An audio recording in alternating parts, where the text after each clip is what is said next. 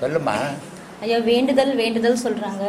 வேண்டுதல் வேண்டுதல் சாமி கிட்ட வேண்டுறோம், பெரியவங்க கிட்ட வேண்டுறோன்றாங்க. அந்த வேண்டுதல்னா என்ன? சரிங்களா ஐயா. அப்புறம் அடுத்தது ஒன்று சொல்றிய. அப்புறம் வந்து தன்னை வருத்தி வேண்டுதல் வேண்டாமை வேண்டாம் ரெண்டு இல்லை, ஒன்று மட்டும் சொல்றிய. வேண்டுதல்னா குடு சாமியே நான் பிச்சை எடுக்கிறேன்றது. அப்படி வேண்டுதல் கூட தன்னை வருத்திக்கிட்டு இறைவன் கிட்ட வேண்டுறது. தன்னை எதை வருத்த முடியும் ஐயா? இப்போ வந்து பார்த்தீங்கன்னாக்கா, இப்போ நிறைய டிவியில் இல்லை நிறைய கோயிலுக்கு தேங்காவை கூட தலையில் உடச்சிலாம் கூட பரிகாரம் பண்ணுறாங்க. மூடத்தானத்தெல்லாம் நம்ம பேசக்கூடாது. முட்டாள்தானத்தை பற்றி நமக்கு எதுக்கு? கல்லுன்னு ஒன்று இருக்குது, அதில் உடச்சா ஓடிய போகுது. அது ஏன் ஊரை தலையில் ஓடினா மாண்டியா ஓடிக்கணும்? அப்படி இது முட்டாள்தானோ மூடத்தானோ? இது எதுக்கு நம்ம பேசிக்கணும்? அறிவுபூர்வமாக இருந்தால் கேளுங்க, அறிவுபூர்வமாக இருந்தால் கேள்வி எனக்கா. இந்த மாதிரி அவங்களோட வேண்டுதலுக்கும் குணத்துக்கும் சம்மந்தம் உண்டு. நிறைய சம்மந்தப்பட்டுக்குது. எவன் தலையில் ஓடிக்கிறான்னா அவன் 3 ஆடு அறுத்துருப்பான். அப்போ அவன் சாப்பிட்டது தான் அவன் தலையில் ஓடிக்க சொல்லுது இல்லையா? சாந்தமான பொருளை சாப்பிட்றவன் இன்னொருத்தன் தலையில் போய் ஓடிப்பானே. அப்போ அதனால தான் 3 விஷயம் சொல்லியிருக்குது. சாத்வீகம், தாமசம், ராஜசம் அப்படின்னு 3 விஷயத்த சொல்லிக்குது. அப்போது ராஜசம் அப்படின்னும் போது அவனுக்கு என்ன தோணுது? எல்லாம் என்னால் பண்ண முடியும், நான் தான் பண்ணுவேன் அப்படின்ற ஆணவம் வருது இல்லை. அதனால் சும்மா ஒரு அப்பாவி தலையில் சாமின்னு போட்டு தரையை உடச்சி ஆஸ்பத்திரிக்கு அனுப்பிச்சிட்றான். நான் ஒரு வீடியோவில் கூட சொன்னேன், இந்த நெருப்பு மெரிப்பாங்க இல்லை, அந்த நெருப்பு மெரிக்கிறதுக்கு கொளுத்தி கட்டியை கொளுத்தி பரப்பி வச்சுருப்பாங்க. இவன் எல்லைக்கு போயிட்டு அந்த நெருப்பில் சாமி அலங்காரம் பண்ணியிருக்கோம் எதிரும், அது நெருப்பில் இறங்கி போவான். இறங்கி போகும்போது அது நெருப்பாக இருந்தால் அந்த உணர்வில் அவன் போயிடுவான்.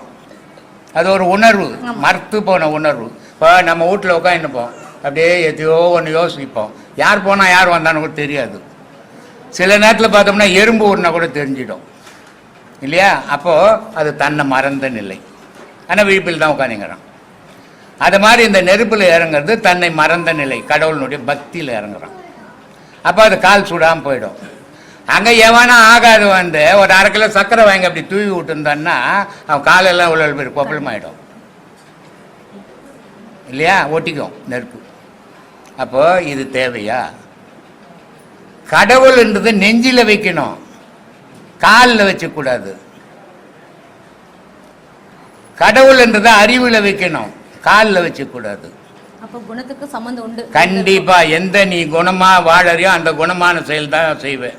சாத்விக குணம் இருக்கவங்க அவங்களால முடிஞ்ச எளிமையான நன்மை செய்வாங்க, எளிமையான பக்தியை பண்ணுவாங்க. அதோட அவங்க யார் கட்டின்னு போயிடுவாங்க. அவங்க போய் இன்னொருத்தருக்கு தொந்தரவு கொடுக்க மாட்டாங்க. இந்த ராஜச பக்தி இருக்கிறவங்க என்ன பண்ணுவாங்க? இவங்களையும் வர்த்திப்பாங்க, அடுத்தவனையும் வர்த்த வச்சிருவாங்க. ஆனால் கடவுள் வந்து எப்பவுமே யாரையுமே வர்த்திக்க சொல்லலை. எண்ணத்தை மட்டும் இறைவன் மீது செலுத்துறான்றான். ஆனால் அதை செலுத்துறது கிடையாது. அந்த ஒரு நாள் தேங்காய் அடிக்கிறது, இதை அடிக்கிறது, மறுநாள் போய் பட்டை அடிக்கிறது இல்லையா? மறுநாள் என்ன அடிக்கிறான்? அப்படியே அங்கேருந்து இறங்கணுன்னு பாட்டில் கடை தான். அப்புறம் எங்கடா அங்கே சாமி வரும்? ஒரு அம்மா கிட்ட இப்போ கூட பேசிட்டு இருந்தீங்க, மனசை பற்றி பேசிட்டு இருந்தீங்க. ஆமாம். அப்போ அவங்க நீங்கள் பேசும்போது ஒரு கேள்வி எனக்கு வந்தது. சரி. அது என்னன்னாக்கா, மனசு நம்ம ஆத்மாவுக்கும் மனசு உடல் இது 3க்கும் சம்மந்தம் இருக்கையா? நானும் என் ஆன்மாவும் ஒண்ணுங்களா? நானும் என் ஆன்மாவும் ஒண்ணுங்களா? என் உடலும் என் ஆன்மா ஒண்ணுங்களா? நீ நினைச்சுன்னு இருக்கிறது நீ உன் உடலும் ஆன்மாவும் மனசு வேற இல்லை. நீ நினைச்சுன்னு இருக்கிறது நீ உன் உடம்பும் நீயும் ஒன்றுன்னு நினச்சின்னு இருக்கிறீங்க. ஆமா. ஆனால் உடம்பும் நீயும் ஒன்று இல்லை, உன் மனசும் நீயும் ஒன்று. அப்போ ஆன்மாவும் உடம்பு ஒன்று இல்லை இல்லை. ஆனால் அதே நேரத்தில் ஆன்மா மனசு ஆன்மாவோட போய் சேரும்போது ஆன்மா தான் நான், அங்கே மனசு இல்லை, உடம்பும் இல்லை, உடம்பும் இல்லை, மனசும் இல்லை. அப்போது நான்ன்றது மட்டுங்குது. நான்ன்றதுன்னா அது பேரொலியாக இருக்குது. அது என்ன நிலையில் இருக்குதுன்னா கடவுள் நிலையில் இருக்குது, மனுஷன் நிலையில் இல்லை. திருப்பி அதிலேருந்து மனசு பிரிஞ்சு வந்துச்சுன்னு சொன்னால் மனுஷன் மாறி போனால் மனநிலைக்கு ஏற்ற மாதிரி செயல் செய்கிறான். ஐயா 2 மாதம் முன்னாடி நம்ம பேசும்போது நம்ம தலை தான் கோபுரம் அப்படின்னு சொல்லியிருக்கீங்க. ஆமாம். நீ கிரிவரணம் போக வேண்டாம், உனக்குள்ளே இருக்க அந்த ஜோதியை மேலே பாரு அப்படின்ட்டு. அப்படி அவங்க இதே வந்து ஐயப்பமார்கள் ஜோதியை பார்க்கறதுக்காக அவங்க அப்படிலாம் போகிறாங்க. அப்போ நம்ம பார்க்குற ஜோதி தலை மேலே இருக்குது. அப்போ மேல ஜோதி இருக்குனாக்கா நமக்கு மேல இருக்க ஜோதி மேல இருக்கு. ஜோதின்ற பொருள்மா மனுஷனுக்குள்ள இருக்கிற வரைக்கும் தான் அவன் உயிர் வாழ முடியும். அவனை உடலை விட்டு ஜோதி வெளியேறுச்சுன்னா அவன் இருக்க மாட்டான், பூமியில் படுக்கையில் தான் கிடப்பான். அப்போது மனுஷனுக்கு உயிர் என்னவாகுது, மனம் என்னவாகுது, ஆன்மா என்னவா இருக்குதுன்னா ஒளியும் ஓசையுமாகுது. இப்போ ஒரு ஆஸ்பத்திரியில் ஒருத்தன் இதில் படுத்துன்னு இருப்பான், கோமா ஸ்டேஜில். ஆனால் உயிர் இருக்குது, சாகலை. ஆனால் அவனை என்ன சொல்கிறாங்க, மூளைச்சாவு இல்லையா? மூளைச்சாவுன்றது என்னது, அப்போ சாவுன்றது என்னது, மனமற்ற நிலை அப்படின்னு பார்க்கணும் நம்ம. மனசுன்றது தனியாக ஒரு பொருள், அது எண்ணம் மூச்சோட எண்ணம் கலந்த பொருள் மனசு. இந்த எண்ணமும் மூச்சும் போய் ஆன்மாவோட இணைஞ்சதுன்னா ஆன்மா தரிசனம் அது. ஆனால் அந்த ஆன்மா எங்கே இருக்குதுன்னா மனுஷனுடைய மூளைக்கு மேலே இருக்குது. கபாலத்துக்கு மேலே இல்லை, மூளைக்கு மேலே. கபாலத்துக்கு பிரணவமேடுன்னு பேர் அதுக்கு இல்லையா? அதில் இருக்குது. இப்போ ஆடு இருக்குது இல்லை, அதனுடைய தலை உடச்சி பார்த்தீங்கன்னா மாதளம் தோல் உரிச்சுக்கிறியா? அது எப்படி மேடு பள்ளமாக இருக்குது, உன் தலை அதே மாதிரி தான் இருக்கும். மாதுளம் ஓடு மாதிரி தான் மனுஷனுடைய தலை. அப்போது அதில் அந்த மூளைக்கும் அந்த ஓட்டுக்கும் இடையில ஆன்மா இயங்குது. அப்போ ஒரு குழந்தை பிறக்கும் போது அந்த வழியா தான் அதனால தான் அந்த உச்சி மட்டும் கொலன்னு இருக்குது பிறக்கிறதுக்கு முன்னே. பிறந்த பிறகு அப்புறம் கெட்டியாகுது. அப்போது அந்த குழந்தை பிறக்கும் போது பார்த்தீங்கன்னா அந்த இடம் மட்டும் ஆடிக்கினே இருக்கும். ஆமாம், ஒரு 3 மாதத்துக்கு இருக்கும் இல்லையா? அப்போ அங்கே தான் ஏக்கம் இருக்குதுன்னு நமக்கு தெரிஞ்சுக்கணும்ல. ஆனால் தெரிஞ்சுக்கிறது கிடையாது. நம்ம தான் அவ்வளோ தூரம் யோசிக்கிறது கிடையாது. ஏன்னா குழந்தை தூக்கி போய் இது கரோடு பற்ற மாதிரில பேசிடுறோம். அதனால் மனம் போய் ஆன்மாவோட சேரும்போது நான் என்ற பொருள், மனம் ஆன்மாவோட பிரிஞ்சதுன்னா மனுஷன்ற பொருள். இப்படி 2 வகையாக மாறுபட்டுடும். அப்புறம் இப்போ நம்ம கோபுரத்துக்கு கும்பாபிஷேகம் பண்றோம். ஆமாம், வர 12 வருஷத்துக்கு ஒரு தடவை பண்றாங்க. ஆமாம், சரிங்களா? அதே மாதிரி ஒரு மனிதனுக்கு தலை தான் கோபுரம் அப்படின்ற போது மனிதனுக்கும் கும்பாபிஷேகம் இருக்கா இல்லையா? அது ஞான வழியில இருக்கா? கும்பாபிஷேகம் பண்ணும்போது என்ன பண்றாங்க, அது மேல ஆகாய கலசம் வச்சு தண்ணி கலசம் வச்சு தண்ணி வைக்கிறாங்க, நவதானியம் வைக்கிறாங்க. அந்த தண்ணியினுடைய கலசத்தினுடைய நிறம் எப்படி இருக்குது? மஞ்சள் கலர்ல இருக்கும், தங்க நிறம். ஐம்பொண்ணுகிட்ட எந்த பொண்ணா இருக்கட்டும் தங்க நிறமா இருக்குது. அதே மாதிரி 12 வருஷம் யோகத்தில் சீரான யோகம் ஒருத்தன் பண்ணான்னா அவனுக்கு இது அமிர்தம் சுரக்கும். அப்போ அமிர்தம் சுரக்கும் போது அவனுடைய நிலை எப்படி இருக்கும் அப்படின்னா அந்த கலசம் மாதிரியே நிற்கும், தங்க மாதிரியே நிற்கும், அவன் தலைக்கும் ஆகாயத்துக்கும். இது அனுபவிச்சால்தான் தெரியுமே தவிர சொன்னா புரியாது இல்லையா? அந்த மாதிரி நிற்கிறதுக்கு கலசத்துக்கு தண்ணி ஊற்றுறதுக்கு பதில் தான், இங்கே ஊற்றுறதுக்கு பதில் தான் அங்கே ஊற்றி அடையாளம் காட்டுறது. அதனால தான் சொன்னார் சிவாய்க்கது, உருதரித்த நாடியில் ஒடுங்குகின்ற வாய்வினை கருத்தினால் இருத்தியே கபாலம் ஏற்ற வல்லார விருத்தரும் பலராவார் மேனியும் சிவந்திடம் அருள் தரித்த பாதம் அம்மா அப்பா மேலே சத்தியமணி சொல்கிறேன்டா, அதுதான்டா ஞானம் அப்படின்ட்டான் இல்லையா? ஆனால் அந்த அளவுக்கு இந்த மனுஷனுடைய மனம் இடம் கொடுக்க மாட்டேங்குத. இங்கே எல்லாத்தையும் கேட்டுக்கிறான், வீட்டுக்கு போனால் பொண்டாட்டி கட்டுறதுக்குறான். இங்கே எவ்வளோ வீட்டில் சொல்லுவானே, இப்போ மீசை கீச்சை வச்சுன்னு வெளியே சொல்லுவானே. ஆஹா, லேடிஸ் கஷ்டப்படலன்னு நான் சொல்லவே இல்லையே. ஆனால் லேடிஸுக்கும் ஜென்ஸுக்கும் ஒரு வித்தியாசம் இருக்குது சார். ஐயா அவங்க நினைச்சா எப்போ வேணா இங்கே வேணா போகலாம், ஆனால் நமக்கு அந்த மாதிரி இல்லை. அதாம்மா, லேடிஸுக்கும் ஜென்ஸுக்கும் ஒரு வித்தியாசம் இருக்குதுமா. வீட்டுக்காரர் ராத்திரி ஒன்று போட்டுருந்தாருன்னு வச்சுக்கோ, காலையில் தூங்கி எப்போ வெடியோன்னு பார்த்துன்னு நிற்பேன். வெடிஞ்ச ஒன்று இருந்தாலும் ராத்திரி குச்சி தச்சிட்டான் என்ன, தெரு ஃபுல்லாக போய் சொல்லிட்டு வந்துடுவான். ஆனால் அது வந்து சொல்லும் போது பொம்பளைங்க சொல்லும் போது ஒரு கௌரவமாக தெரியும், எல்லாருக்கிட்டும் சொல்லிட்டான் மான் தேத்துட்டேன் அப்படின்னுக்கும்.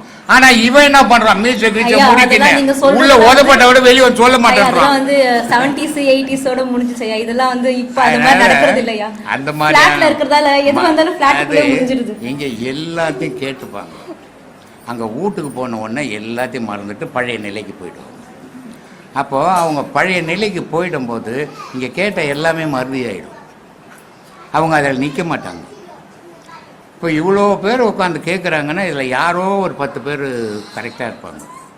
மீதி பேரெல்லாம் அவங்க குடும்ப சூழல், அவங்க வறுமை, அவங்க தொழில், இந்த மாதிரி பல விதங்களில் அவங்க பாழாக போயிடுறாங்க. அதனால் அவங்க கரெக்டாக அதை அட்டன் பண்ண முடியாமல் போயிடுறாங்க. அந்த நிலையை எட்ட முடியல, எல்லாராலையும் எட்ட முடியல. இப்போ கோயம்புத்தூர்லேருந்து ஒருத்தர் இப்போ தான் மலேசியாவிலேருந்து அந்த உபதேசம் வாங்கினார். அவர் உபதேசம் வாங்கி 3 மாதம்தான் ஆகுது. ஒரு நாளைக்கு காலையில் 2 மணி நேரம், சாயந்தரம் 2 மணி நேரம் பண்ணுறாரு. ஒரு நாளைக்கு 4 மணி நேரம் பண்ணுறாரு. 4 மணி நேரம் பண்ணும்போது மலேசியாவில் பல கோடி ரூபாய் அங்கே போட்டுட்ருக்கிறாரு. அது வரல. ஆனால் இந்த உபதேசம் வாங்கிறதுக்கு முன்னே ரொம்ப வருத்தப்பட, இவ்வளோ பணம் போட்டேன், இப்படி போட்டேன், அப்படி போட்டேன், வரல, இப்படி ஆகிப்போச்சு, அப்படி ஆகிப்போச்சுன்னு. இப்போ 4 மணி நேரம் பாடம் பண்ணணும், வந்தால் வருத்தம் வரலன்னா போட்ட சொன்னீங்க. இந்த மனநிலை கிடைக்கும். அதில் நானும் அப்படிதான் இருக்கேன். திட்டினா திட்டு, திட்டா கட்டி போ. நாளை இப்போ நான் உங்கள் வீட்டுக்காரர்கிட்ட திட்டு வாங்கிக்கினேன். தேவா டீ போடல. அப்போது அந்த மாதிரியான சூழ்நிலைகளால் அவங்க வந்து சரியான பாதையில் போக முடியாது. உண்மையிலே இந்த பாதை வந்து மன தைரியத்தையும் மன வலிமையும் கொடுக்குது. ஆமாம்மா, நான் இந்த மாதிரியான விஷயம் நீ வேற எதுலேயுமே அறிய முடியாது. எந்த துக்கமும் உன்னை பாதிக்காது, எந்த பயமும் உன்னை பயமுறுத்தாது, எந்த வாழ்க்கையை பற்றி நீ கலங்க மாட்ட. அந்த எண்ணத்தை உருவாக்குறது இந்த பாடம். அதனால தான் இதை மறுபடியும் நான் படிச்சு வயசுன்னு சொல்றீங்க இல்லையா, அந்த ஏஜை தாண்டினதுக்கு அப்புறம் அது செய்யணும். எந்த ஏஜா இருந்தாலும் செய்யணுமா, நீ சாவர வரைக்கும் செய்யணும். இதுக்கு என்ன அளவுகோல? அது நீங்க சொன்னீங்கல்ல ஒரு தடவை 16 வயசுல தொடங்கிடணும்னு முற்றிடணும்னு சொல்லலையா, சாவர வரைக்கும் செய்யணும். அதை உன் உயிரை நீ உணராத நீ வாழ்ந்தான்னா போனா சொல்லு. அதனால அதுக்கு வயசே கிடையாது, எப்போ வேணாலும். ஆனால் இப்போ ஒன்றும் இல்லை. இப்போ நான் போகிறேன் ரோட்டுக்கு, இதோ அந்த தம்பி வரான் ரோட்டுக்கு, 2 பேரும் ஓடலான்னா அவன் ஓடுவானா நான் ஓடுவேனா? ஏன் அவன் நானும் மனுஷன் அவனும் மனுஷன் தானே. வயசு கம்மி, இளமை இருக்குது. அந்த மாதிரி இளமையில் இது வந்தால் விந்து சுரப்பு இருக்குது, உச்சத்தை எட்டும். இந்த மாதிரி தள்ளாடி போய் கையாடி காலாடி வரும்போது பார்த்தா ஒரு சட்டி போட்டு சொரன்னா கூட கிடைக்காது. அது மாதிரி ஆகிடும். அதனால தான் சொன்னேன். சரிம்மா, சொல்லுமா. ஆடுகிற ஆட்டமும் ஓடுகிற கூட்டமும் ஒரு நாள் ஓயும் போதும் கூடுகிற கூட்டமும் தான் சொல்லும் நீ யார் என்பது. இந்த பாட்டுக்கு அர்த்தம் என்னன்னு சொல்லுங்க. இப்போ ஒரு பொண்ணுக்கு ஒரு கல்யாணம் பண்ணுற, எல்லாருக்கும் பத்திரிக்கை வைக்கிற, எல்லா ஜனமும் வந்தது, எல்லா ஜனமும் வாழ்த்துச்சு. வந்த மாதிரி அவங்க ஃபங்க்ஷன் முடிச்சுட்டு போயிட்டாங்க. அதே மாதிரி ஒரு நாளைக்கு சாகரம், எல்லா ஜனமும் வருது, எல்லாரும் மாலை போடுறான், எல்லாரும் வாழ்த்துறான். இப்படி இருந்தால் இப்படி சொன்னாருங்க, அப்படி சொன்னாருங்க, இப்படி பேசினாருங்க, இப்படி செய்தாருங்க அப்படின்லாம் சொல்கிறான். ஆனால் அதை போனால் சுடுகாட்டுக்கு போனோடனே எல்லாம் வீட்டுக்கு போயிடுறான். ஆனால் அப்புறம் யார் வர்றது? அதுக்கப்புறம் யாருமா வர்றது? ஆனால் அதை தானே நான் இதை தான் பட்டினத்தார் சொன்னார். அதில் அப்புறம் வர்றது என்னடான்னா மனுஷனுடைய பாவ புண்ணியண்டா. தான் சொல்லும் நீ யார் என்பது அதுதான். அப்போதான் நான் என்ன பண்ணேன்னு தெரியும், ஆட்டோயம் பண்ணேன்னு தெரியும், என்ன வருது என் கூடன்னு தெரியும். அப்போது வீடு வரைக்கும் பொண்டாட்டி வந்துடுவா இல்லையா, வீதி வரைக்கும் பொண்டாட்டி வருவா, காடு வரைக்கும் புள்ள வருவான், கடைசி வரைக்கும் என்ன வரும்? பாவ புண்ணியம் வரும். ஒன்றும் வராதில்லை, ஒன்றும் வராதுன்னு பிறக்க போகிறதே இல்லை, பாவ புண்ணியம் வரும். இதை தான் அவர் கண்ணதாசன் ரொம்ப அழகான ஒரு விஷயத்தை விளக்கம் கொடுத்தாரு. ரொம்ப அருமையான விளக்கம், ரொம்ப பெரிய அறிவாளி அந்த கண்ணதாசன். எத்தனையோ கவிஞருங்க இருந்தாங்க, இருந்தாலும் அவருடைய சிறப்பு தனி. அவர் சொல்கிறாரு, பாட்டு பாடின டிஎம்எஸ் கேட்குறாரு, பட்டினத்தார் பாடலில் வீடு வரை உறவு, வீதி வரை மனைவி, காடு வரை பிள்ளை, கடைசி வரை யாரோன்னு எழுதிக்கிறியப்பா. ஆனால் பட்டினத்தார் வந்து வீடு வரை உறவு, வீதி வரை மனைவி, காடு வரை பிள்ளை, கடைசி வரை வருவது பாவ புண்ணியமே நிற்கிறாரு. நீ ஏன் பாவ புண்ணியம்னு எழுதாத யாரோன்னு எழுதுன அப்படின்னு டிஎம்எஸ் கேட்குறாரு. யாரே கண்ணதாசனை. அதுக்கு டிஎம்எஸ் அருமையான ஒரு விளக்கம் கொடுத்தார். அது கண்ணதாசன். இங்கே பல பேர் இந்த தாமரை செல்வி இவங்க நிறைய படித்தவங்கெல்லாம் இங்கே வந்து பேட்டி எடுக்கும்போதெல்லாம், சாமி உங்களை சித்தர்ன்னு சொல்லலாமா, மகான்னு சொல்லலாமா, இல்லை ரிஷின்னு சொல்லலாமா அப்படின்லாம் கேள்வி கேட்டிருந்தாங்க. அப்போ நான் அவங்களுக்கெல்லாம் சொன்ன பதில், அன்றைக்கி சொன்ன பதிலும் இன்றைக்கி சொன்ன பதிலும் ஒரே பதில் தான். நான் மகானும் இல்லை, நான் சித்தரும் இல்லை, நான் ரிஷியும் இல்லை, நான் மனுஷன். ஆனால் இந்த மனுஷன் எப்படி பேசுகிறேன் இதுன்னா அனுபவத்தில் பேசுகிறேன். ஏன்னா எல்லாரும் ஆன்மீகத்தை நான் ரொம்ப நாளாக தேடுறேங்க, 10 வருஷமாக கடவுளை தேடுறேங்க, நான் 5 வருஷமாக தேடுறேன்னு இங்கே சொல்கிறாங்க எல்லோரும் வந்து. 6 வயசில் ஏற்பட்ட வலி எனக்கு. சோறு கிடையாது, போட துணி கிடையாது, தங்க இடம் கிடையாது அடுத்தவங்க வீட்டில், அவங்க போட்டால் தான் சாப்பிட முடியும். அப்படிப்பட்ட நிலையில் இருக்கும்போது தோணுத்தான் இந்த ஆன்மீகம். கடவுள் இருக்குதா இல்லையா? இருந்தால் அவங்க வீட்டு பசங்களெல்லாம் நல்லா ஸ்கூலுக்கு போகுது, நான் மட்டும் மாடு மேய்க்க போகணும். அவங்களுக்கெல்லாம் அப்பா அம்மா இருக்குது, எனக்கு இல்லை. இந்த கேள்விகள் தான் இன்றைக்கி இங்கே எடுத்துன்னு வந்து விட்டுடு. அப்போது இந்த மகானு சித்தர் நிறைய பேர் இன்றைக்கி அவங்கவுங்களே ஒரு யாரும் சொல்லலைன்னா கூட அவங்களே போட்டுக்கிறாங்க பட்டத்தை. ஆனால் அதுக்கு ஏற்ற தகுதி நமக்கு இருக்குதான்னு பார்க்கணும், பார்க்காம போட்டுக்கூடாது. அப்போது சித்தருக்கு ஏற்ற தகுதி எனக்கு இல்லை, மகானுக்கு ஏற்ற தகுதி எனக்கு இல்லை, ரிஷிக்கு ஏற்ற தகுதி எனக்கு இல்லை. அதனால் நான் சொல்கிறேன், நான் மனுஷன், அனுபவத்தை பேசுகிறேன் அப்படின்னு சொல்கிறேன். அதே மாதிரி கண்ணதாசன் ஒரு விளக்கம் கொடுக்குறாரு. வீடு வரை உறவு, வீதி வரை மனைவி, காடு வரை பிள்ளை, கடைசி வரை யாரோ அப்படின்றத வந்து கடைசி வரை பாவ புண்ணியமே அப்படின்னு பட்டினத்தார் எழுதினார். ஏன்னா அவருக்கு அந்த தகுதி இருக்குது. ஆனால் எனக்கு அந்த தகுதி இல்லை, அதனால் நான் யாரோன்னு எழுதினேன் அப்படின்னாரு. அப்போது ஒரு விஷயத்தை நம்மளை புகழ்ந்துக்கணும்னு சொன்னால் நமக்கு அந்த தகுதி இருக்கணும். அந்த தகுதி இல்லாத நானே பெரிய மகானு, நானே பெரிய சித்தர், நானே உலகம் அப்படின்னு சொல்லின்னு இருந்தா அது உலகத்தை ஏமாற்றி உன்னையும் ஏமாற்றிக்கிற மாதிரி இல்லை அது. அதனால் அந்த மாதிரி வேலை இருக்கக்கூடாதுன்னு சொல்கிறாருமா பட்டினத்தார். ஆனால் ஐயா நீங்கள் ஒரு காலேஜில் கஷ்டப்பட்டீங்க, அனாதையாக இருந்தேன்னு சொன்னீங்க. ஆனால் இன்னைக்கு இத்தனை வருஷம் கழிச்சு நிறைய பேர் அனாதையாக இருக்கிற ஆத்மாக்களுக்கு, மனசுங்களுக்கு, சரிங்களா, இப்போ நீங்கள் ஒரு வழிகாட்டியாக இருக்கீங்க. அப்போ இல்லை நீங்கள் ஏங்குறீங்க, இப்போ நாங்கள்லாம் பாக்கியசாலிங்கய்யா, உங்களை மாதிரி இருக்கிறவங்க நம்ம கண் கூட பார்க்குறோம். அதுதான் நான் பல முறை வருத்தப்பட்டது உண்டு, கண்ணீர் விட்டது கூட உண்டு. ஏன்னா இந்த ஆன்மீகம் ஆராய்ச்சின்றது நான் மற்றவங்க மாதிரிலாம் பண்ணலை. நான் வந்து இவங்களாண்ட போய் கேட்டுக்கினேன், அவங்களாண்ட போய் கேட்டுக்கினேன், இத்தை படிச்சுக்கின்னு அத்தை படிச்சுக்கின்னு கேட்கல. நானாக சுயமாக ஆராய்ஞ்சேன் அதை, எது உண்மை எது பொய், என் துன்பத்துக்கு காரணம் கடவுளா நானேவா, இல்லை என் துன்பத்துக்கு காரணம் என் தாய் தகப்பனா, இல்லை நானேவா. இப்படி ஆராய்ஞ்சி ஆராய்ஞ்சி ஆராய்ஞ்சி ஆராய்ஞ்சி அந்த உண்மைகளை எடுத்ததால் தான் இன்றைக்கி இந்த உலக மக்களுக்கு என்னால் முடிஞ்ச அளவுக்கு அந்த உண்மையை சொல்லின்னுக்கிறேன். ஆனால் நான் ஆரம்ப காலத்தில் இந்த கடவுள் நிலையை எட்டின உடனே எனக்கு என்ன தோணுச்சுன்னா, இனி இந்த உலகத்துக்கிட்ட பேசக்கூடாது, நம்ம கடவுளோட இணையணும் அப்படின்ற எண்ணம் தான் எனக்கு தோணுச்சு. ஆனால் அது என்ன தவறோ, என்ன பாவமோ, என்ன புண்ணியமோ, கடவுள் என்னை எடுத்து வச்சு இங்கே தள்ளி விட்டுட்டான். இப்போ இவ்வளோ பேர், இத்தனை 1000 பேர், இத்தனை லட்சம் பேர்கிட்ட கத்தின்னுக்கிறேன். ஆமாம்மா, காலையில் உட்காந்து 7-8 மணிக்கு இது வரைக்கும் பேசின்னுக்கிறேன். அரசியல்வாதி கூட 1 மணி நேரம் 1/2 மணி நேரம் தான் பேசுகிறான், பேட்டி எடுத்து 1/2 மணி நேரம் தான் பேட்டி கொடுக்குறான். நான் 5 மணி நேரம் 6 மணி நேரம் கத்திங்கிறேன் சோறு தண்ணியில் தான். அப்போ இது நான் பண்ண பாவம் தானே.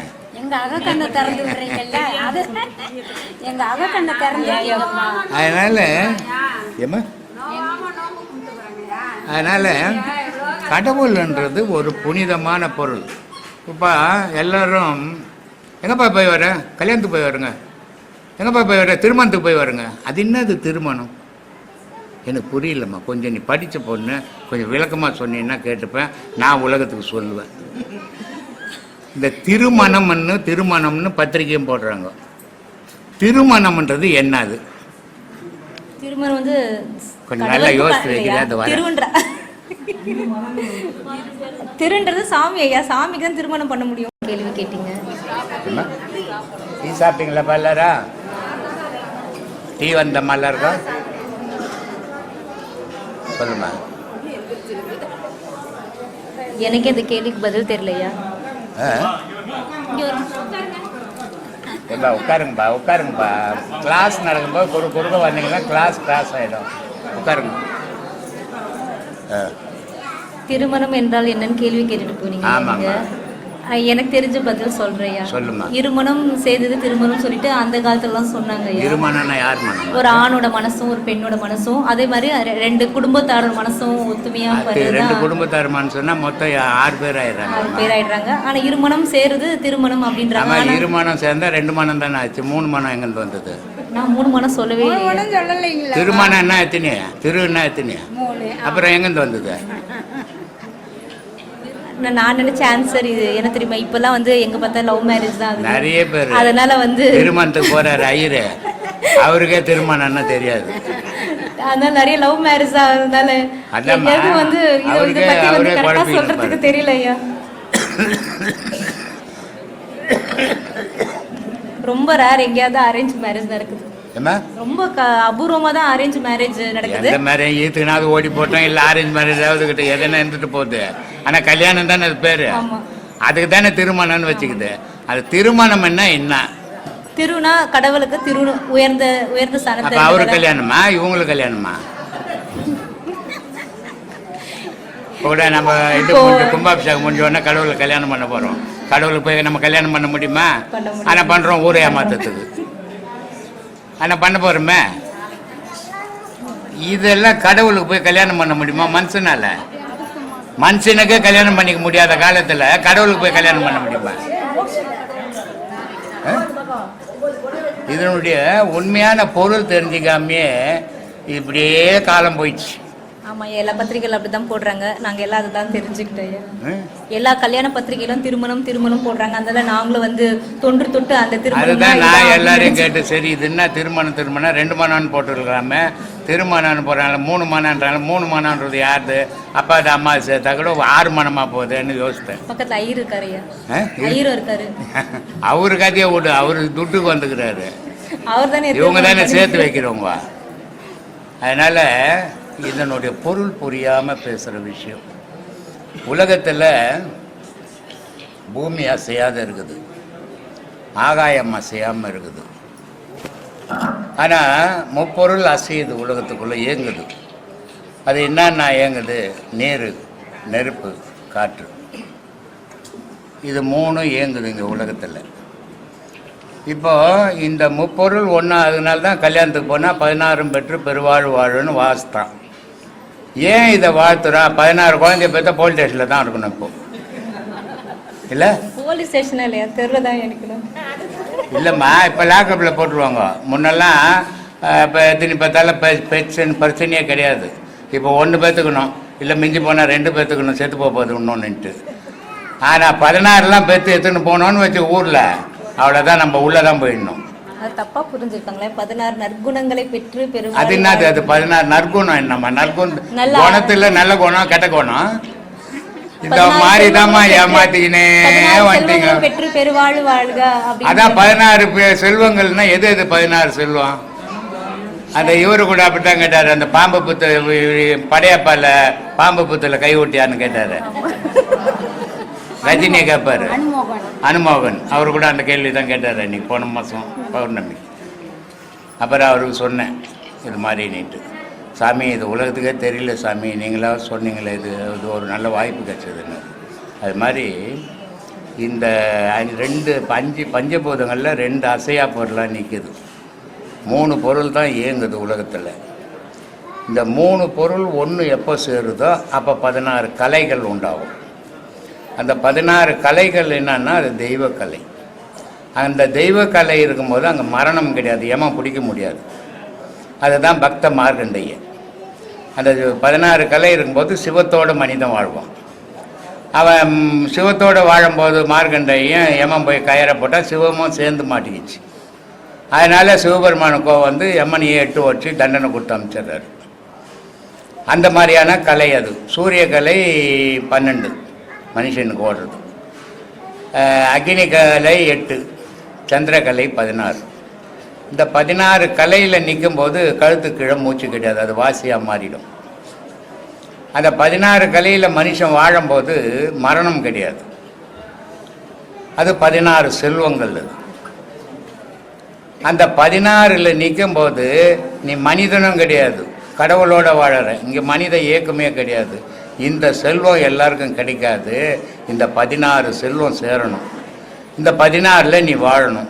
இந்த 16ல் நீ வாழணும்னா என்ன பண்ணணும் அப்படின்னா, இடுப்பில் இருக்கிற அகாரம்ன்ற நெருப்பை ஏற்றணும், வயிற்றில் இருக்கிற மகாரம்ன்ற காத்தோடு சேர்க்கணும். ரெண்டையும் சேர்க்கணும். எத்தனையாச்சு? எத்தனைமாச்சு? 32. வயிற்றில் இடுப்பில் இருக்கிற நெருப்பு எத்தனை போய் காத்தோடு சேர்க்கணும். சேர்ந்தா எத்தனையாச்சு? 2ஆச்சு. இந்த 2ஐயும் எத்தனை போய் சத்தத்தோடு சேர்க்கணும் உச்சியில். அப்போ எத்தனையாச்சு? இந்த 3 சேர்ந்தால் தான் 16 கலை. இதான் அக்னி கலை, இதான் சந்திரக்கலை. இந்த 16 செல்வங்களை பெற்று நீ உலகத்தில் நிரந்தரமாக வாழணுன்றதுக்கு தான் மகான்கள் ஆசீர்வாதம் பண்ணாங்க. 16 பெற்று பெருவாழ்வு வாழணும். 16னா இங்கே 16 புள்ளியை பெற்றுக்கிறது இல்லை. இங்கே ஜனாதிபதி கூட 16 செல்வம் கிடையாது. உலகத்தில் எவனுக்கும் 16 செல்வம் கிடையாது.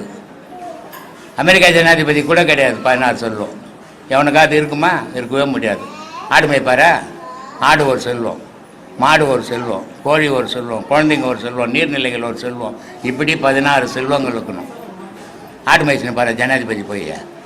அதனால் உலகத்தில் எவனுக்குமே அந்த 16 கிடையாது. 16 மகானுக்கு மட்டும்தான்.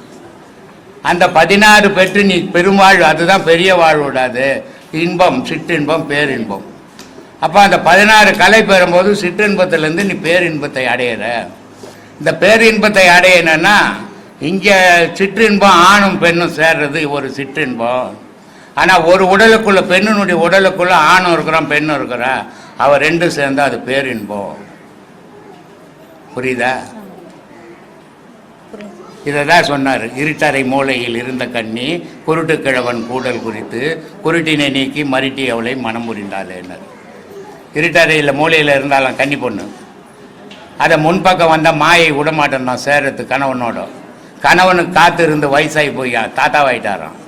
அப்போ இந்த அம்மா வயசு பொண்ணு போய் அவர்கிட்ட நின்று நடனம் ஆடினவுடனே அவர் கண் பார்வை வந்துச்சோம், இளமை வந்துதான். 2 பேரும் கல்யாணம் பண்ணிக்கினாலாம். இந்த 2 பேரும் கல்யாணம் பண்ணிக்கிறதுக்கு காரணமாக இருந்த இந்த மகனை விடுவாங்களா ரோட்டில்? அப்போ மகனை தனக்குள்ளே சேர்ப்பாங்க. அதாண்ட முக்தி மோட்சம்னா. இவ்வளோ கதகுது. திருமணம்னா திருமணம் இல்லை, அதான் திருமணம். 3 மனம் சேர்றது திருமணம். இந்த 3க்கு தான் ஒரு தாலி கவுத்தில் 3 முடிச்சு போய் 32 முடிச்சு போட்டா என்ன வேணாம். அந்த கவுர் நீட்டாக இருந்தது, நீட்டாக போட்டு நிகழாம தாமுகவர் மாதிரி. ஏம்மா அது ஏம்மா 3 முடிச்சு போடணும்? இந்த 3 முடிச்சு ஒரு கடவுளுக்கு, அம்பாளுக்கு ஒரு முடிச்சு, மகாவிஷ்ணுக்கு ஒரு முடிச்சு, சிவனுக்கு ஒரு முடிச்சு. இது 3 சேர்ந்தால் திருமணம். திருமணம் சேர்ந்தால் பெரும் வாழ்வு. இதை தான் வள்ளலார் சொன்னார். மருந்தோ மருந்து நல் மருந்து நம்முள்ளே இருக்கு மருந்து, கைலை மருந்து இறப்பு பிறப்பு தவிர்க்கும் பெருமருந்துன்னாரு. அந்த 16 கலை இறப்பும் கிடையாது பிறப்பும் கிடையாது. அதை அடையணும். அதுக்கு அந்த திருமணம் தேவை. நீ திருமணம்னா எங்கள் அப்பா வீட்டுக்கார் சேர்த்துக்கினார், சித்தப்பா வீட்டுக்கார் சேர்த்துக்கினாரு, மாமா வீட்டுக்கார் சேர்த்துக்கினாரு. நீங்க போங்க சொல்லு. ஒரு கேள்வி தானே இருக்கு உனக்கு, சொல்லு. 5 பெற்றால் அரசனும் ஆண்டியாவான். இப்போ 5 பெண்கள் பெற்றா அரசன் ஆண்டியாவான் சொல்றது அது இப்போ நடைமுறையில் இருக்குது. ஆனால் அந்த 5ன்றது என்னதையா? 5 பஞ்சபூதங்கள். 5 பஞ்சபூதங்கள் யார் அவன் தனக்குள்ள இணைக்கிறானோ, ஒன்று சேர்க்கிறானோ, அவன் பிச்சை தான் எடுப்பான். ஏன்னா 5 பஞ்சபூதங்கள் அவனுக்குள்ள ஒன்று சேர்ந்து போச்சுன்னா மனம் கிடையாது, வாழ்க்கை கிடையாது, சேர்க்கணுன்ற எண்ணம் கிடையாது, அடுத்தவனை ஏமாற்றணுன்ற புத்தி கிடையாது. இதையெல்லாம் போயிடுச்சுன்னா அவன் என்னவாவான்? ஆண்டியாக போயிடுவான். அதனால் 5 சேர்ந்தால் அரசனும் ஆண்டின்னா. ஆனால் நம்ம ஆளுங்க என்ன பண்ணிட்டாங்க, 5 பொம்பளை பசங்க பார்த்தா ஒரு அவ்வளோதான், ஒரு கதை முடிஞ்சுது, ஒரு பிச்சை எடுத்துக்கிட்டு தான் இருக்கணும்னு நம்ம ஆளுங்க போட்டாங்க. எல்லாமே நம்ம ஏர்மாராக தானே யோசிப்போம், அது மாதிரி போட்டு.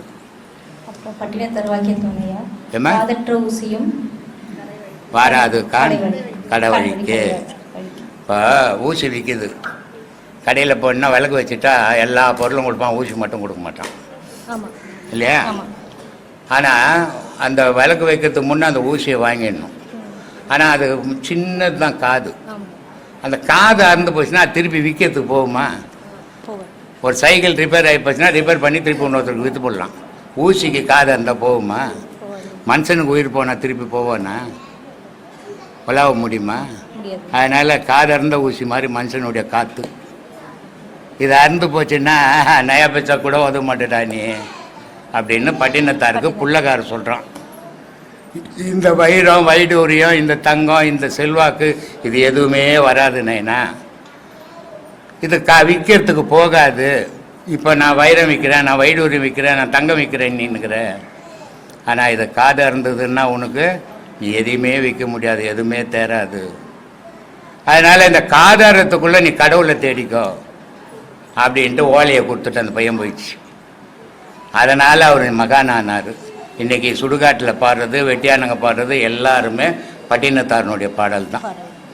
அதே நேரத்தில் இங்கே உள்நாட்டில் அவ்வளோ ஆராய்ச்சி பண்ணுற அளவுக்கு அறிவாளிங்க இல்லை போல இருக்குதுங்க. ஆனால் வெள்ளைக்காரன் ஆராய்ச்சி பண்ணுறான். அவன் எடுக்கிறான் ஒரு படம், ஒரு மடம் மாது ஒருவனுமாகி ஒழுகிய விந்துன்னு ஒரு பாட்டுக்கு தெரியுமா? தெரியாதா? இன்னும் பட்டினத்தார் பாட்டு எடுத்துக்கினா அது ஒரு பாட்டு இருக்குது. அந்த பாட்டை ஒரு கரு ஒரு ஆணும் பெண்ணும் சேரும்போது அந்த விழுற விந்து பனித்தூளி இருக்குது, அதில் ஒரு பாதி தானே அது. அந்த பாதி விழுந்து கண்ணு முதல்ல மனுஷனுக்கு கண்ணு வரலாம், அப்புறம் கை கால் வரலாம், இப்படியே உருண்டு திரண்டு அது உலகத்தில் வந்து விளையாடுறா அப்படின்னு ஒரு பாடல் வரும். அந்த பாடலை தமிழ்நாட்டில் எடுக்கல, இந்தியாவில் எடுக்கல, ஆங்கிலேயம் எடுத்துருக்குறோம். அது ஒரு ஆணும் பெண்ணும் சேர்ற மாதிரியும் அந்த விந்து போய் விழுற மாதிரியும் அது ஒரு கரு விட்டு வெளியே வந்து பிறக்கிற மாதிரி அது வளர்ந்து ஆடி பாடி கட்சியில் சுடுகாட்டு போகும்போது ஒரு குடி சாம்பல் எடுத்து போய் பிள்ளைங்க கடலில் கதைக்கிறாங்க வெள்ளைக்காரனை. அதை மாதிரி அவ்வளோ அழகாக அவன் செட் பண்ணி எடுத்துருக்குறான். இங்கே எடுக்கிறதுக்கு ஆள் கிடையாது. ஏன்னா இவங்களுக்கு மகான்கள்னால் பிடிக்காது. அந்த மாதிரியான உலகம் இன்றைக்கி வெளிநாட்டுகள்லாம் இன்றைக்கி நிறைய அந்த மதத்தை விட்டு இந்து மதத்துக்கு தாவிக்கின்னுக்குறாங்க ஏராளமான பேர். அந்த அளவுக்கு அவங்களுக்கு இருக்கிற நாட்டம் இங்கே இருக்கிறவங்களுக்கு இல்லை. ஆனால் இதில் இல்லாத அற்புதம் வேறு எதுலேயுமே இல்லை. நாங்கள் ரமணர் மகரிஷியோட ஆசிரமம் போயிருந்தோம். அங்கேயும் வந்து நம்ம தமிழர்களை விட வெளிநாட்டுக்கார் தான் அதிகமாக இருப்பாங்க. வந்து உட்காந்து அங்கங்கே உட்காந்து ஆமாம் தியானம் பண்ணுவாங்க. ரூம்லேயே தங்கி இருப்பாங்க. அவங்க டெய்லி காலையில் வந்து தியானம் பண்ணுவாங்க. நம்ம ஆளுங்களை விட அவங்க தான் ஜாஸ்தி இருக்கும். அமைதியாக உட்காந்துப்பாங்க. அதே மாதிரி இருவாட்சி கொக்கை ரமணர் கொகைக்கு போனீங்கன்னா நம்ம ஆளுங்க வெளியே உட்காந்து துண்டு பீட்டு அடிச்சுன்னு இருப்பாங்க. உள்ளே போனீங்கன்னா அவங்க வெள்ளைக்காரங்க தான் தியானம் பண்ணியிருப்பாங்க. காரணம் என்ன? உண்மையே தேடுறவனுக்கு தான் அது தெரியும். இவன் போலியாகவே வாழ்ந்து போலியிலேயே போய் சொல்லின்னு வாழ்ந்துன்னுக்கிறான். கடவுளே கட்சியில் பொய்யாக்கிட்டானுங்க. என்ன பண்ணுறது? அப்புறம் ஐயா கோவிலுக்கு போகிறோம், இந்த தீர்த்தம் குங்குமம் மஞ்சள் திருநீர் இதெல்லாம் எதுக்கு கொடுக்குறாங்க ஐயா? மனசாந்திக்குமா. இதெல்லாம் கொடுக்கலாம். நீ கோயிலுக்கே போக மாட்டேன். இப்போ நான் கூட இங்கே சாப்பாடு டீ காப்பி எல்லாம் கொடுக்குறேன். இதெல்லாம் போடலாம். அடுத்த மாதம் பார்த்தீங்கன்னா இங்கே நான் வண்டி தான் உட்காந்துக்கணும். ஒரு ஆள் கூட இருக்காதுங்க. இங்கே போனால் இதெல்லாம் கிடைக்கும். ஏமா நீ ஒரு ஆள் கட்டின்னு வர 1000 பேருக்கா கட்டின்னு வர போகிற என்ன? அதனால் இந்த மன நிறைவுக்காக தான் ஒரு மனுஷன் கோவிலுக்கு வந்து போனால் அவன் ஒரு சந்தோஷமாக போகணும். அதுக்காக இதெல்லாம் கொடுக்குறான். தீர்த்தம் கொடுக்குறான். தீர்த்தம் கொடுக்குறது முன்னெல்லாம் காலையில் டைமில் பெருமா கோயிலில் ஈஸ்வரன் கோயிலெல்லாம் நெய் பொங்கல் கொடுப்பாங்க. இந்த அவ்வளோ ஒன்று கொடுப்பாங்க ஒரு தொன்னையில் போட்டு. அதை சாப்பிட்டு நான் அவனுக்கு வயிறு ரொம்ப போகுது ரொம்ப அது. ஆனால் அதை கொடுத்தாங்க. அதுக்கு ஏதாவது காரணங்குதான்னா காரணம் இருக்குது. அவன் ஒன்றும் சும்மா கொடுக்கல. இது நமக்கு இது வரைக்கும் தெரிஞ்சிக்காது. யாரும் எந்த இந்துக்களும் இது எதுக்காக கொடுத்தான்னு அவனை கூட்டான் சாப்பிட்டேன். சின்ன வயசுலாம் வெள்ளிக்கிழமை சுண்டல் கொடுப்பாங்க. அதாம்மா யாரும் தெரிஞ்சிக்கல. கொடுத்தாங்க சாப்பிட்டு வந்துட்டேன் அவ்வளோதான் தெரிஞ்சுக்கினாங்க இல்லையா? அப்போல்லாம் வந்து கோவில் இப்போ இங்கே போலிவாக்க ஊர் இருக்குது, கோயில் இங்கே இருக்குது. இவ்வளோ தூரம் அவன் வரும்போது கதி பயிற்சி பண்ணின்னு வருவான். கதி பயிற்சி பண்ணின்னு வரும்போது இந்த நெஞ்செல்லாம் காஞ்சிடும். காஞ்சிச்சுன்னா தண்ணி குடிச்சா கூட அடிச்சுக்கும். இப்போ நம்ம ஆசிரமத்திலே நல்லா பாடம் பண்ணுவோம், உடனே சாப்பிட முடியாது. சாப்பிட்டா அடிச்சுக்கும். தண்ணி குடிச்சிட்டு தான் சாப்பிடணும். தண்ணி குடிக்கலாம் நெஞ்சில் அடிச்சுக்கும். அப்போது அந்த இடம் அந்த சூட்டில் காஞ்சி போயிடும். அவன் கதி பண்ணின்னு வந்ததால் அது காஞ்சி போயிடும். அது இறங்காது. அப்போ அது இறங்கினா என்ன பண்ணணும்? நெய் பொங்கல் கொடுக்கணும். அதுக்காக நெய் பொங்கல் கொடுத்தான். இந்த நெய் பொங்கல் சாப்பிட்ட உடனே தீர்த்தம் குடிட்டான்னா, இந்த தீர்த்தம் குடித்த உடனே அந்த காஞ்ச இடம்லாம் ஈரமாயிடுச்சு, வீட்டுக்கு போனால் அவன் சாப்பிட்லாம். அதே நேரத்தில் ஐயருங்கெல்லாம் மத்தியானத்தில் நெய் ஊற்றின்னு சாப்பிடுவாங்க. நெய் ஊற்றிக்கணும், உடம்பு பெருக்கணும்னு நெய் ஊற்றின்னு சாப்பிட்றதில்ல. அவன் மந்திரம் சொல்லி சொல்லி நெஞ்சு காஞ்சி போயிடும். அந்த சாப்பாடு இறங்காதுன்றதுக்காக அவன் நெய் ஊற்றின்னு சாப்பிட்டான். ஐயர் கொழுத்து போய் நெய் ஊற்றின்னு சாப்பிட்றான். நான் கொழுத்து போகிறதுக்கு இல்லை, அவன் நெஞ்சில் சாப்பாடு இறங்கிறதுக்காக சாப்பிட்டான். இதெல்லாம் நம்ம ஒன்றும் தெரியாது. ஆனால் எல்லாமே தெரிஞ்ச மாதிரி வாழ்ந்துன்னுக்குறோம். நம்ம எவ்வளோ பெரிய மடையன்னு பாரு. அப்புறம் ஐயா, பெரிய பெரிய கோவில்கள்லாம் பார்த்தீங்கன்னாக்கா பசுவும் கன்றும் அதுக்கு ரொம்ப மகத்துவம் கொடுத்து அதை வந்து நடமாடும் தெய்வமாகவே வந்து அந்த பசுக்கும் கன்றுக்கும் வழிபடுறாங்க. அந்த பசுவும் கன்றோட மகிமை என்னன்னு சொல்லுங்க ஐயா. சாந்தமானதும் அது, அதே நேரத்தில் சதுர்வேதமானது. அது பசுவனுடைய உடலில் கோமாதான்னு பேர். அதுக்கு அந்த பசுவனுடைய உடலில் எல்லா தெய்வங்களும் அதுக்கு அடக்கம், பால் தரத்தால். அதே நேரத்தில் எந்த பசுவும் போய் நரவில் சாப்பிடாது. மற்ற எருமா இருந்தால் கூட நரவில் சாப்பிடும், பசு சாப்பிடாது. அப்போது பசுன்றது ஒரு புனிதமான பொருள். அதே நேரத்தில் லட்சுமி கடாட்சமானது. அதனுடைய முகத்துக்கும் எருமாட்டு முகத்துக்கும் பாரு, மூஞ்சி பாரு, கொடுமையாக இருக்கும். எருமாட்டு மூஞ்சி பார்த்தினா எண்ணெய் மாதிரி இருக்கும், பசுமாட்டு மூஞ்சி பார்த்தா உன்ன மாதிரி இருக்கும். ஆமாம்மா. அப்போது வீட்டுக்குள்ளே எது வந்த சந்தோஷம் இருக்கும்? கலகலனுக்கு வந்தால் தானே சந்தோஷம் இருக்கும். என்ன மாதிரி போனால் எவனை சேப்பனை கட்டியை தான் அடிப்பான். அது மாதிரி பசுவும் கன்றும் அந்த வீட்டுக்குள்ளே போய் அது சாணி போட்டுருந்தா அந்த வீடு செல்வ செழிச்சா வாழும் அப்படின்றதுக்காக சாங்கியத்தை வச்சு அதெல்லாம் செய்கிறாங்க. அதே நேரத்தில் அது வந்து போகும்போது சும்மா போகக்கூடாது, அதுக்கு 4 வாழைப்பழத்தை கொடுக்கணும், அதுக்கு ஒரு துணியை போடணும் அப்படின்ட்டு இந்த சாங்கியம் கிரகப்பிரவேசத்துக்கு அதெல்லாம் வச்சு செய்யறதுமா. ஏமா நல்லதுன்னு செய்யறது நல்லது. ஏதோ ஒரு ஜீவனு காக்காக்கு ஏன் சோறு வச்சா என்ன பிரயோஜனம்? காக்காவுக்கு சோறு வைக்கிறதுல கிருத்திக்க ஏன் வைக்கணும்? என்ன வந்து கேட்டுது நம்மள. ஆனால் சோறு சும்மா இருக்கிறக்காக நம்மள கூப்பிட்டு போகிறாங்க. அது எங்கேயா நான் பார்த்து 4 வீட்டில் துணி போட்டு அது வர முடியாது, உட்காந்துக்குது. அதை போய் கா கா கான்னு கத்தி கலக்கிறோம். ஒரு தட்டில் சோறு எடுத்து போய் வச்சுக்கணும். கேட்டுது நம்மள வைக்கிறோம். எதுக்காக வைக்கிறோம்? மனுஷன் சாப்பிடும் போது அடுத்த வாயில்லா பிரியாணிக்கு ஒரு புடி ஏதோ ஒன்று கொடுக்கணும், கொடுத்துட்டு இவன் சாப்பிடணும். அதான் இவனுக்கு புண்ணியம். அதனால தான் மார்வாடியெல்லாம் சவுகார்பேட்டை பக்கம்லாம் போனால் ஒவ்வொருத்தர் அவுத்திக்கிற செம்மையாக வாங்கி வச்சுருப்பான். சப்பாத்தி செம்மையாக சுட்டு வச்சுருப்பான். மாட்டுக்கு காலையில் கொடுத்துட்டா அவன் கடையை திறக்க போவான். அதனால தான் நல்லா இருக்கிறான். நம்ம மாட்டுக்கு போடுறத தூணு போடுறோம் நம்ம. அதனால நம்ம நல்லா இருக்கிறதே இல்லை. என்ன பண்ணுறது? ஆமாம்மா, நான் சொல்கிறதுக்கு தப்பாக நினச்சிக்காதீங்க. மாட்டுக்கு துணி போடுறான், கிரகப்பிரவேசம் மாடு கட்டிக்குது, அதை பிடிங்க மனுஷன் கட்டிக்கிறான். அந்த மாட்டை எடுத்து மட்டுக்கு 2000 வாங்கி இவன் ஜோப்பில் போட்டு தண்ணி அடிக்கிறான். அப்போது மாட்டை வச்சு இவன் பொழைக்கிறான். அவன் மார்வாடி என்ன பண்ணுறான்? மாட்டுக்கு கொடுத்தா ஒரு உயிர் எனக்கு கொடுத்தா புண்ணியண்டான்னு கொடுக்குறான். அதனால் அவன் சோகோன்னு நல்லாக்கிறான். நம்ம இப்படியே பண்ணி கேட்டு போயின்னுக்குறோம். என்ன பண்ணுறது? நம்ம புத்தி எப்படியே போச்சு. சொல்லுமா. இப்போ சிவாலயங்களில் மூலவர் சிவன் ஒருத்தர் இருக்காரு ஐயா. ஆமாம். வந்து சுற்றி பார்க்கும்போது நிறைய சிவலிங்கம்லாம் இருக்கும். ஆமாம். அவங்கெல்லாம் வந்து எப்படி அவங்க சித்தர்கள் மூலயமா ஒரு நம்ம வச்சுருக்காங்களா, இல்லை வந்து மனிதர்களாகவே இந்த விக்கிரகத்தை வச்ச மாதிரி அந்த விக்கிரகம் வச்சுருப்பாங்களா? மூலஸ்தானம் ஒன்று தான்மா கணக்கு. மீதி எல்லாம் வந்து சிற்பியினுடைய திறமை. இப்போ திருச்செந்தூரில் போனீங்கன்னா லிங்கங்க வச்சுருக்கோம் லைனாக.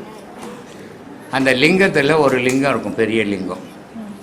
அந்த ஒரு லிங்கத்துக்குள்ளே 108 லிங்கங்குது ஒரே லிங்கத்துக்குள்ள. இது என்ன?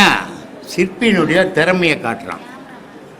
அந்த காலத்தில் வந்து சிற்பிக்கு மன்னனே சேவை செய்கிறான். அந்த அளவுக்கு சிற்பிக்கு மரியாதை இருந்தது. அதனால் அந்த சிற்பிங்க அவங்களுடைய திறமைகளை காட்டி ஒவ்வொரு லிங்கத்தை ஒவ்வொரு வடிவில் பண்ணி வச்சாங்க. இங்கே ஒரு இதுக்கு போனேன் நான், வாலாஜாவாண்ட. அங்கே ஒரு தன்வந்திரி கோயில் ஒன்று கட்டுறாங்க. அதில் போனால் அதில் எல்லா சாமியார் சிலைங்களும் வைக்கிறாங்க. அதில் லிங்கங்களும் வச்சுக்கிறாங்க. லிங்கங்கள் வந்து ஏராளமான லிங்கங்கள் செய்து வச்சுக்கிறாங்க. டிசைனாக சின்னது பெருசு சின்ன அதுக்கு மேலே அப்படி. இதனால் என்ன கடவுளுக்கு என்ன ஆகுது? ஒன்றும் இல்லை. இந்த லிங்கத்தை செய்தது யார்? மனுஷன் இல்லையா? அப்போ கடவுளுக்கு என்ன? கடவுளை மனுஷன் படைக்க முடியுமா?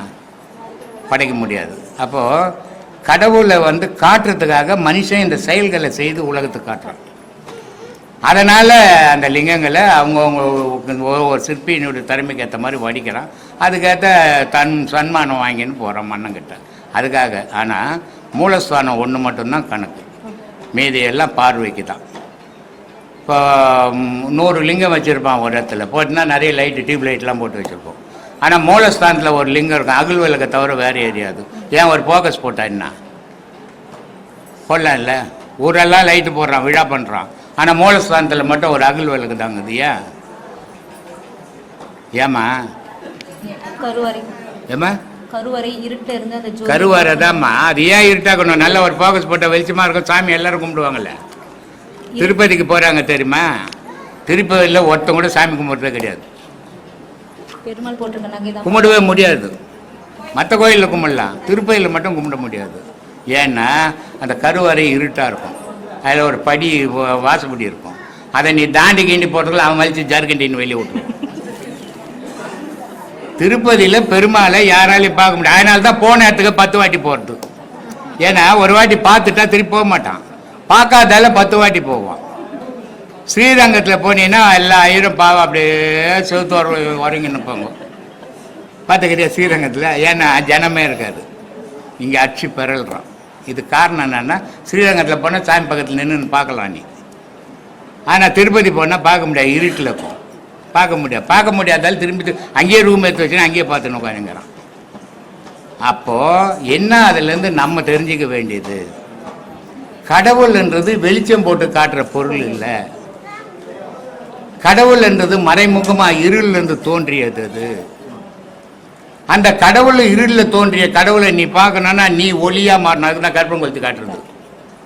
கற்பனை கொளுத்ததால் கடவுள் நான் சாப்பிடுவா போகிறார் கற்பத்தை.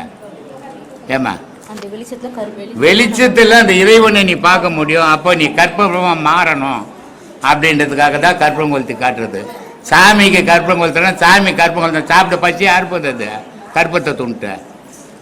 ஏமா அப்படி பண்ணுங்க, என்ன பட்டினியாக போட்டுக்கிறீங்க, அந்த மாதிரி பண்ணுறீங்க சாமி கூட.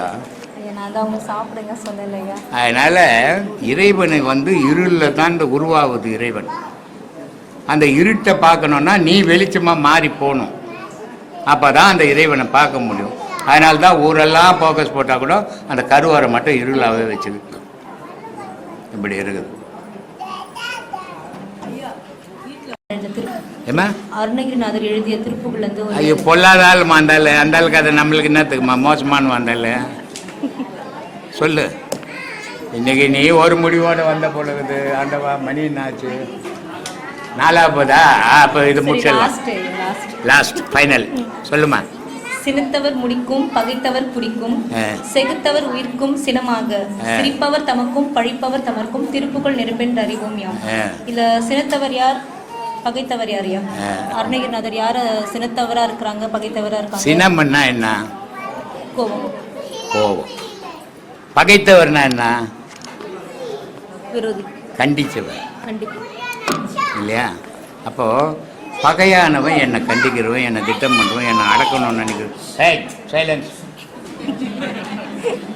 அப்போது மற்றவன் என்னை அடக்கணும், என்னை இது பண்ணணும், நான் அடிமைப்படுத்தணும்னு நினைக்கும் போது அவன் பகைத்தவன். ஆனால் அவன் பகைத்ததால் எனக்கு சினம் வருது, கோபம் வருது, இல்லையா? அதனால தான் சொல்கிறார். அவர் என்ன சொல்கிறாரு? சிரிப்பவர் தமர்க்கும் பழிப்பவர் சிரிப்பவர் தமக்கும் பழிப்பவர் தமர்க்கும் திருப்புகழ் நெருப்பென்று அறிவோம் யாம். அப்போ இந்த திருப்புகழ் எப்படிப்பட்டதுன்னா, இப்படிப்பட்டவனுக்கெல்லாம் அது ஒரு நெருப்பாக மாறிடல, கொளுத்திட கொண்டுடும் உன்னை அப்படின்வார். இதில் சொல்லுவார், முத்தை தரு பத்தி திருநகை அத்திக்கிரை சத்தி சரவண முத்துக்கொரு வித்துக்குரு பரவன ஓது அப்படின்ற பாடலில் கடைசியில் சொல்லுவார்.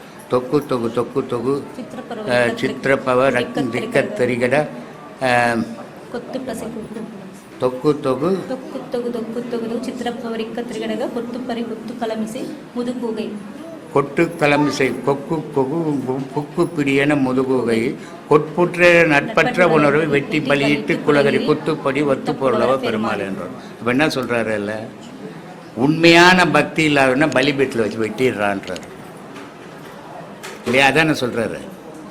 அப்போது தெய்வத்து மேலே உண்மையான பக்தி இருக்கணும். அப்படி பக்தி இருக்கிறவன் அவன் தெய்வத்துக்கு சமமானவனா. அப்படி பக்தி இல்லாதவன் பூமியில் வாழவே தகுதியற்றவனும். ஏன்னா இந்த ஆள் அந்த மாதிரி தகுதியற்றவனா இருந்தான் ஆரம்பத்தில் அருணகிரிநாதர். அதனால் அதை சொல்கிறாரு. இப்படி நான் வாழ்ந்து சாவத்துக்கு போனேன்டா, தகுதி இல்லாதவனிட்டு என்னை கடவுள் காப்பாற்றிட்டான்டா. அப்படிப்பட்ட கடவுளை நினைக்கலன்னா உனக்கு அது நெருப்பாக மாறிட்டேன்டா, அது கொளுத்திட்டேன்டா ஒன்று அப்படின்றான். அப்போது நான் ஒருத்தனை அழிக்கணும்னா என்ன ஒருத்தன் அழிப்போம்? அழிப்பானே அழிக்க மாட்டேன்னா? கடவுள் வந்து என்ன அழிக்க மாட்டான். ஆனால் நான் ஒரு மனுஷன் ஆயிடுச்சேன்னா இன்னொரு மனுஷன் என்ன அழிப்பான். இதானே இயற்கை. அப்போது இந்த அழிப்பு எங்கேருந்து உருவாகுதுன்னா கடவுள்கிட்டேருந்தே உருவாகி போகுதுறான்றான். அப்போ நீ நன்மையை செய்தீன்னா இன்னொருத்தருக்கு நன்மையை உனக்கு செய்வான். நீ தீமையை செய்யினா இன்னொருத்தன் திருப்பி தீமையை செய்ய போகிறான். அது எப்படிப்பட்டதுன்னா திருப்புகள் நெருப்புடான் இல்லையா? அது மாதிரியான எவ்வளோ விஷயங்கள். சரிதானே? ரொம்ப சந்தோஷம்.